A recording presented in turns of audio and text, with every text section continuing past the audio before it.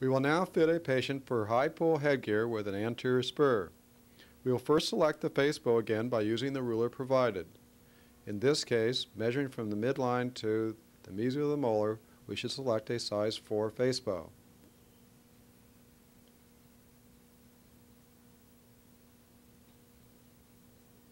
In cases with high pull headgear, you will notice that the face bow will tend to move up in the anterior when force is connected. This fact can be annoying when adjusting the face bow, but can be used to our advantage in cases with excessive gingival display.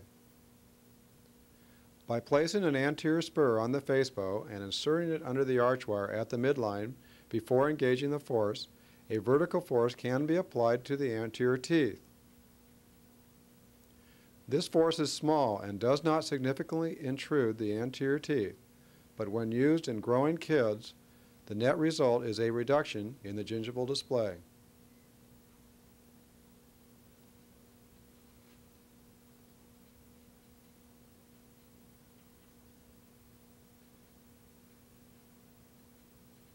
The face bow should be positioned above the arch wire in these cases so that the anterior spur will be placed an upward force on the anterior teeth when the spur is placed underneath the arch wire. We will fit the inner bow as before for width and height using light wire pliers or 3-prong pliers.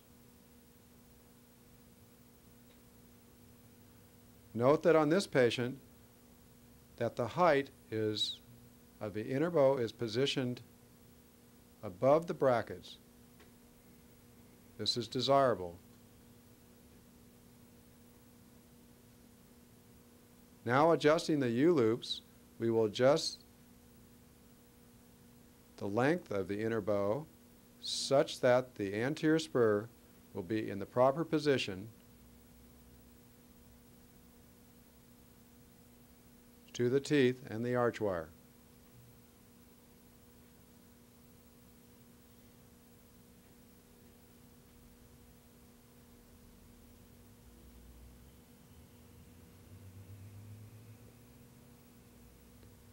We have now shortened the inner bow,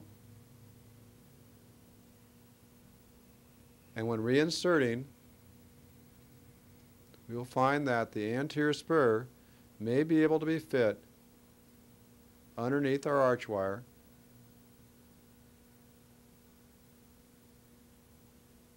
for our force application.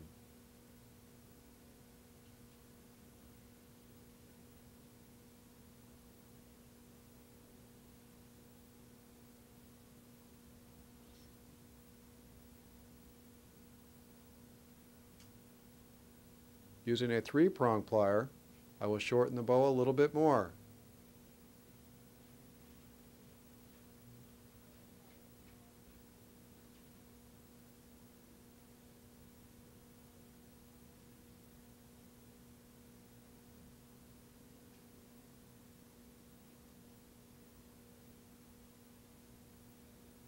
Having determined that the anterior spur will now fit underneath the arch wire, you can remove the inner bow slightly and insert it underneath the wire.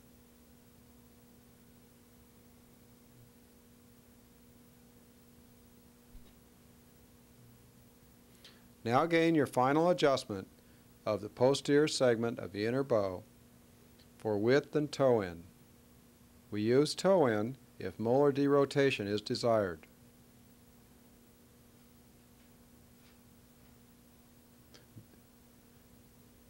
This type of headgear can be very beneficial when using in conjunction with utility arches.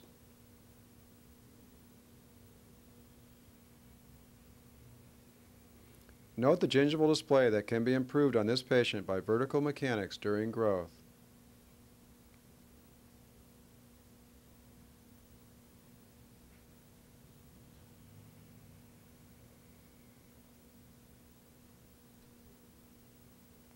Now we will locate the center of resistance.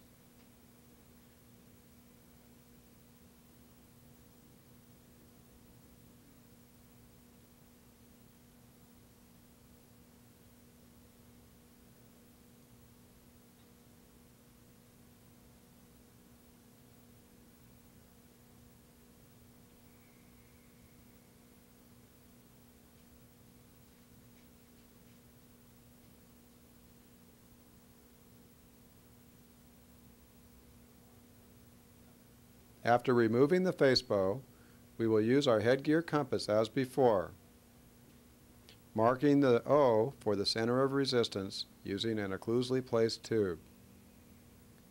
This is the same for high pull headgear or cervical pull headgear.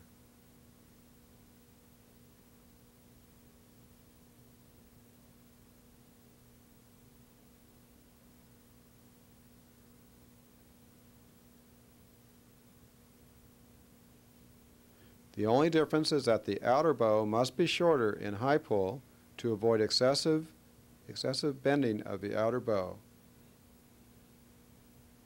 to obtain the force through the center of resistance.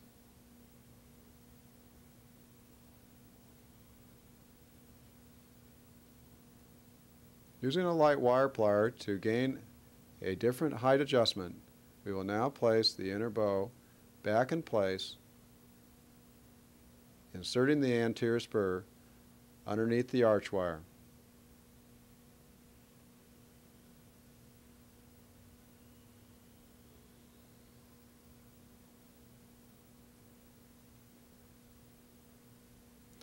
Now hook up a neck strap.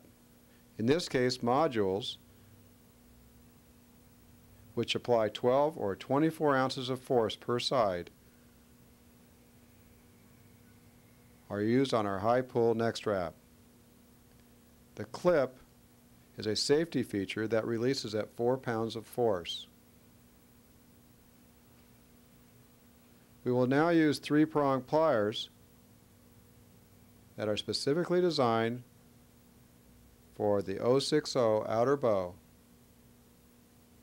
to adjust the height, applying the force application through the center of resistance of the molar.